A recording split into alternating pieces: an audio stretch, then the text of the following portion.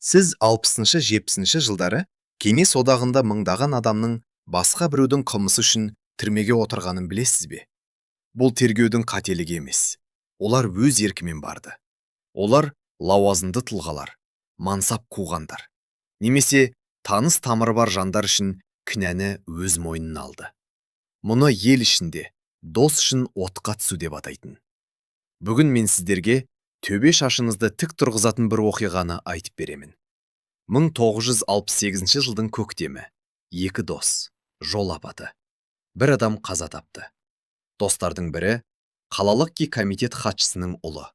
Алдында жарқын болашақ пен үлкен мансап күтіп тұр. Екіншісі қарапайым жұмысшы, отбасынан шыққан жігіт. Біреуі түрмеге отыру керек. Шенеуніктің ұлына болмайды. Сонда қарапайым жігіт кінәні өз мойныма аламын дейді. Оған 3 жылға ғана сотталатынын және шыққан соң барлық жағдайын жасап беретінін уәде етеді.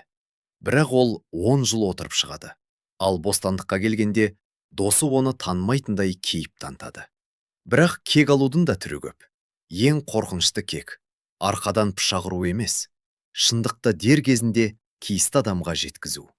Достар, бұл оқиғаға дәл қазір лайк басып етіңіздер. Бұл хикая соған лайықты. Дайын болсаңыздар, бастаймыз. Қазақстанның облыс орталықтарының бірі. 50-ші жылдардың соңы. Аманжол Омаров пен Мұхтар Ахметов балабақшадан бері дос. Бірақ олар екі бөлек әлемнен. Аманжол қалалық партия комитетінің екінші хатшысы Серік Асқарұлының ұлы. Олар орталық алаңдағы зәулім үйде тұрады. Үйлерінде көмекшілері бар жақсылық соларда. Мұхтар жергілікті зауыттың слесарінің ұлы. Қала шетіндегі ескі үйде тұрады. Анасы ауруханада кір жуушы. Бірақ екі баланың достығы адал еді. Мектепке бірге барады, бірге футбол ойнайды. Барлық қызықты бірге көреді. Аманжол әрқашан көшбасшы, жарқын, өзіне сенімді болатын. Мұхтар болса сабырлы, сенімді, адал жігіт. Қиын сәтте арқа сүйер, төбелесте қорғайтын, ешқашан сатпайтын дос. Комсомол қатарына да бірге өтті. Аманжолды бірден хатшы етіп сайлады. Өйткені фамилиясы соған міндеттейді. Мұхтар қатардағы мүше болып қалды. Аманжол институтқа түсті. Әкесі көмектесті. Мұхтар анасын асырау үшін зауытқа жұмысқа тұрды. Бірақ достық үзілген жоқ. Әр сенбі сайын кездесіп, қала аралап серуендейтін. Аманжол оқуы туралы, болашақ мансабы туралы айтатын. Мұхтарға: оқуды бітірген соң сендер жақсы жерге тұрғызам, шебер, кейін цех бастығы боласың, мен көмектесем дейтін. Мұхтар досына сенді. 1968 жылдың мамыр айы сенбі күні. Мәдениет үйінде жиналыс өтіп, арты дастарханға аласты. Аманжол әкесінің қызметтік қара Волга көлігімен келді. Ол көңілді болса да рульге өзі отырды. Мұхтар қасында, оны райынан қайтаруға тырысты. Қой, ұсталып қалсаң қиын болады. Аманжол қол сілтеді. Мені кім тиет дейсің? Мен Омаровтың ұлымын ғой. Олар түнгі қаланы аралап жүрді. Көлік ішінде музыка, терезелер ашық. Көктемнің салқын ауасы. Қала шетіне бұрылғанда гараждардың қасында 5 жігіт тұрғанын көрді. Аманжол жол беріңдер дегендей сигнал басты. Олар асығар емес. Сөзден сөз шығып, аяғы айқайға ласты. Аманжол көліктен атып шықты. Ол өзіне қарсы сөз айтқанды көтере алмайтын. Төбелес басталды. Мұхтар досын қорғауға жүгіріп барды. 5 адам 2 жігітке қарсы. Соққылар ауыр тиді. Аманжол көліктің жүк салғышынан темір құралды, монтировка, алып сілтеп қалды. Қарсы келген жігіттің басынан ұрды. Ол құлап түсті. Қимылсыз жатыр. Қалғандары шошып, қаша жөнелді. Тыныштық орнады. Мұхтар жүгіріп барса, жігіт өліп кеткен. Бас сүйегі сынып кетікті. Қан. Аманжолдың түрі бозарып, қолдары дірілдей бастады. Алыстан милицияның ысқырығы естілді. Біреулер шақырып үлгерген. Аманжол Мұхтардың өғынан ұстап: не істейміз? Мені соттайды. Әкемді қызметтен алады. Болашағым құриды, деп састы. Мұхтар не істерін білмей тұр. Секундтар өтіп жатыр. Милиция жақындап қалды. Аманжол асығып сөйлей бастады. Мұхтар, құтқаршы, кінәні өз мойнына алшы. Мен бәрін реттеймін. Әкем көмектеседі. Ең көп дегенде 3 жыл береді. Бәлкім шартты түрде ғана болар. Мен сенім жағдайынды жасаймын, үй беремін, жұмыс беремін, бәрі жақсы болады. Мұхтар досына, өліп жатқан жігітке және жақындап қалған милицияға қарады. Ол егер Аманжол сотталса, Омаровтар әулетінің беделі түсетінін, бұл бүкіл аймаққа масқара болатынын түсінді. Ал өзі қарапайым жұмысшы. Жоғалтатын ештеңесі жоқ. Ең бастысы, бала күнгі досы өтініп тұр. Мұхтар басын изеді. Жарайды, мен істедім деп айтамын. Аманжол оны құшақтап, рахмет бауырым, мен мұны ешқашан ұмытпаймын, ант етемін деді. Милиция көлігі келіп тоқтады. Шамдарын жағып, екі қызметкер шықты. Не болды бұл жерде? Мұхтар алға қадам басты. Бұл мен ұрдым оны. Ол маған тап берді. Мен қорғандым. Күшімді есептей алмадым. Аманжол шетте үнсіз тұрды. Сосын, сол, мен көрдім. Мен куәгермін деп растады. Мұхтардың қолына кісен салып, көлікке отырғызды. Ол темір тордың артынан Аманжолға қарады. Ол қолын бұлғап, шыда, бәр жақсы болады деді. Мұхтар әлде сенетін. Тергеу 2 айға созылды. Мұхтар тергеу абақтысында отырды. Оған Аманжолдың әкесі бәрін шешеді. Жақсы адвокат жалдайды деп уәде берген. Бірақ адвокатты мемлекет тарапынан тегін беретін нашар маманды тағайындады. Куәгерлер әлгі төбелескен 4 жігіт жоқ болып кетті. Ешкім оларды таппады. Жалғыз куәгер Аманжол Омаров. Ол былай деп жауап берді. Ахметов бірінші болып тап берді. Ашулы болды. Мен оларды ажыратпақ болдым. Бірақ ол темірді алып ұрып жіберді. Мен шошып қалдым. Мұхтар хаттаманы оқып, өз көзіне өзі сенбеді. Досы өтірік айтып тұр. Прокурор 10 жыл сұрады. Сот залы адамға толды. Мұхтар шындықты айтпақ болып еді. Адвокат құлағына. Үндеме, одан сайын жаман болады. Омаровтың әкесі үкімнен кейін бәрін реттеуге уәде берді. 3 жыл береді. 1 жылдан соң босап шығасын. Сен, деп сыбырлады. Үкім оқылды. 10 жыл қатаң режимдегі колония. Мұхтар есеңгіреп қалды. Залда отырған Аманжолға қарады. Ол көзін тайдырып әкетті. Аманжолдың әкесі Серік Асқарұлы бірінші қатарда тас мүсіндей болып отырды. Үкім шыққан соң артына қарамастан шығып кетті. Бұл үлкен алдау еді. Мұхтар мұны тым кеш түсінді. Мұхтар 30 адам бірге жататын тар бөлмеге түсті. Алғашқы аптада оны сынады. Соққыға жықты, қорлады. Ол үндемеді, шыдады, сынбады. Кейін оған тиісуді қойды. Сатқын емес екенін түсінді. 10 жыл тозақ басталды. Қыста орман кесу, жазда тас қашау. Күніне 14 сағат жұмыс, жарамсыз тамақ, ауру, төбелес, өлім. Мұхтар Аманжолға хат жазды. 1-ші жылы әр апта сайын жазды. Жағдайың қалай? Уәдең қайда? Қашан көмектесесің? Жауап жоқ. 2-ші жылы айына 1 рет жазды. Аманжол, сен уәде беріп едің ғой. Мен сенің орнына отырдым. Bir хабар берші. Тыныштық. 3-ші жылы хат жазуды қойды. Бәрін түсінді. Ал бұл уақытта Аманжол мүлде басқа өмір сүріп жатты. Институтты үздік бітірді. Әкесі қолдау көрсетті. Облыстық комитет хатшысының қызы салтанатқа үйленді. 300 адамдық той, қаланың ең жақсы мейрамханасында банкет. Жаңа элитті үйден 3 бөлмелі пәтер алды. Зауытқа инженер болып кіріп, 1 жылдан соң бөлім бастығы, тағы 2 жылдан соң бас инженер болды. 32 жасында қаланың ең ірі кәсіпорнының директоры атанды. Қызметтік көлік, саяжай, шипажайлар бәрі оның қолында. Өмірі гүлденіп жатты. Ол Мұхтарды есіне де алғысы келмеді. Несіне еске аламын? Ол өзі келісті ғой, деп өзін жұбатты. 1978 жылдың қазан айы.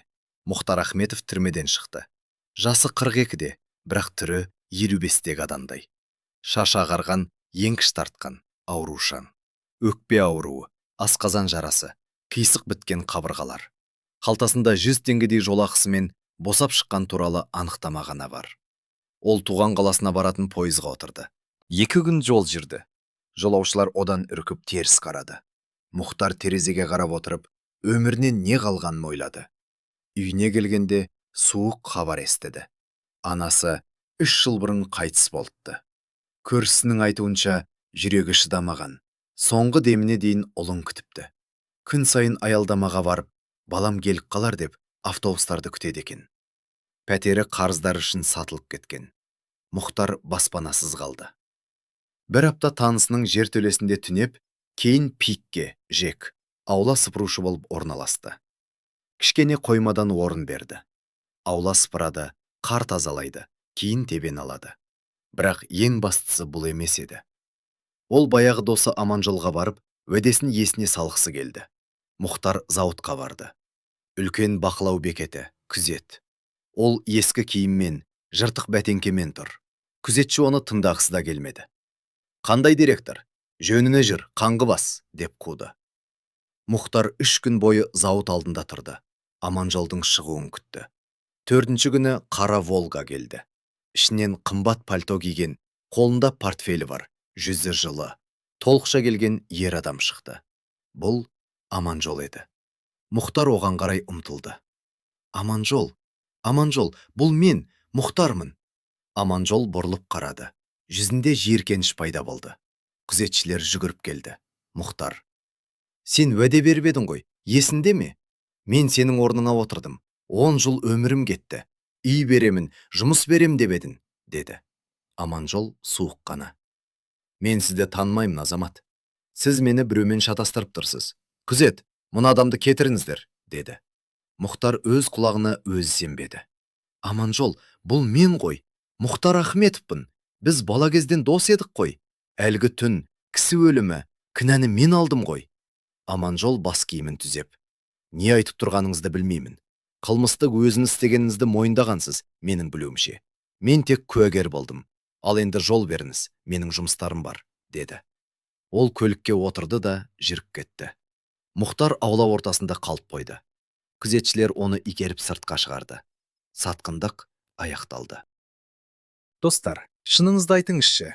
Егер сізді осылай сатса, не істер едіңіз? Пышақ алып барар ма едіңіз, әлде бәрін ұмытып, тағдырға көнер ме едіңіз? Пікірге жазыңыздар. Мұхтар пышаққа жүгінген жоқ, арыз да жазбады. Өйткені Омаровтардың танысы көп екенін біледі. Ол тек ойланды, ұзақ ойланды.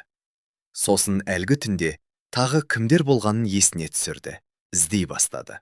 Сол түні қашып кеткен төртеудің бірін тапты. Вадим есімді жігіт құрылыста істейді екен. Өмірі сәтсіз болып, ішімдікке салынған. Мұхтар онымен сөйлесті. Вадим бәрін есіне түсірді. Иә, сол түні Мұхтар емес, Омаров ұрғанын біледі. Бірақ оны милиция қорқытып, Омаровтың әкесі аузын жапқан екен. Мұхтар: «Қазір соны айтып бере аласың ба?» деді. Вадим басын шайқады. «Енді кеш қой, 10 жыл өтті». Мұхтар оны қинаған жоқ. Тағы біреуін тапты, Қанат. Қазір такси жүргізушісі. Ол да бәрін біледі, бірақ қорқады. Мұхтар деректерді жинай берді. Сосын бір маңызды нәрсені білді. Облыстық комитетте билік үшін талас жүріп жатыр екен. Аманжолдың қайынатасы Мәскеуге кетпекші. Ал оның басты қарсыласы Беляев оған қарсы компромат іздеп жүр. Мұхтар түсінді. Жүйе өзін өзі жейді. Тек бағыт беру керек. Ол Беляевтің көмекшісіне жолығып, шындықты жеткізді. Зауыт директоры Громов жас кезінде адам өлтірген. Ал оның орнына басқа адам отырып шыққан. Куәгерлер бар, деді. Беляевтің адамдары іске кірісті. Ескі істі архивтен көтеріп, куәгерлерді шақырды. Вадим мен Қанатқа ештеңе болмайтынына уәде берген соң, олар шындықты айтты. Бір айдан соң Аманжол Омаровты партия жиналысына шақырды. Жолдас Омаров, 1968 жылы кісі өлтіріп, кінәні досыңызға жапқаныңыз рас па? Деген сұрақ қойылды. Аманжолдың түсі бұзылып ақталғысы келді. Бірақ куәгерлер шықты. Құжаттар көрсетілді. Бәрі әшкере болды. Үлкен жанжал шықты. Оны директорлық қызметтен қуып, партиядан шығарды. Бір аптаның ішінде мансабы күл талқан болды. Қайынатасы беделін сақтау үшін одан бас тартты. Әйелі Салтанат ажырасуға арыз берді. Оған табысты күйеу керек еді. Айдалада қалған адам емес. Аманжол ештеңесіз қалды. Пәтерін тартып алды. Өйткені ол қызметті би еді. Жұмыс таба алмады. Партиядан қуылған адамды кім алады? Содан ішкілікке салынды. Бір жылдан соң Мұхтар оны дүкен алдында кездестірді. Аманжол кір қожалық киіммен мүсәпір күйде тұр екен. Мұхтарды танып жанына келді. Мұхтар, кешірші. Мен ол кезде қорықтым. Әкем мәжбүрледі, кешірші. Мұхтар оған сабырмен қарап, жай ғана былай деді. Мен сені баяғыда кешіргенмін, Аманжол. Бірақ кешіру мен ұмыту екі бөлек нәрсе. Сен менің 10 жыл өмірімді ұрладың. Мен түрмеде отырғанда анам қайтыс болды. Сен уәде бердің, бірақ саттың. Енді жазаңды мен емес, өмір берді. Сен қатты сенген жүйең өзімді жытып қойды. Мұхтар кетіп қалды. Олар бұдан бұлай кездескен жоқ. Мұхтар аула сыпырушы болып жұмысын жалғастыра берді. Өзі сияқты жалғызбасты бір әйелді кезіктіріп, бірге тұра бастады. Оған осы да жетерлік еді. Аманжол 5 жылдан соң жалғыздықта бәріне ұмытылып қайтыс болды. Бұл хикаяның ғибраты ауыр. Досты сату оңай көрінгенмен, әділетсіздікке негізделген жүйе ерте ме кеш пе сатқындарды да аямайды. Кек алу міндетті түрде шулы болуы шарт емес. Кейде шындықты дер кезінде айту жеткілікті. Достар, қалай ойлайсыздар? Аманжол өз жазасын алды ма, әлде Мұхтар оны жай ғана жібере салу керек пе еді? Пікір қалдырыңыздар. Бұл оқиға шынайы өмірден алынған. Кеңес уақытында мұндай жағдайлар көп болған. Бірі уәдесін алса, Мұхтар сияқтылар тек сатқындыққа тап болды. Бірақ кейде өте сирек болса да әділдік жеңеді. Сотта емес, өмірдің өзінде. Егер бұл хикая сіздің жүрегіңізге тисе, лайк басып тіркеліңіз. Мұнда әлі де шындық көп. Соңына дейін тыңдағандарыңызға рахмет.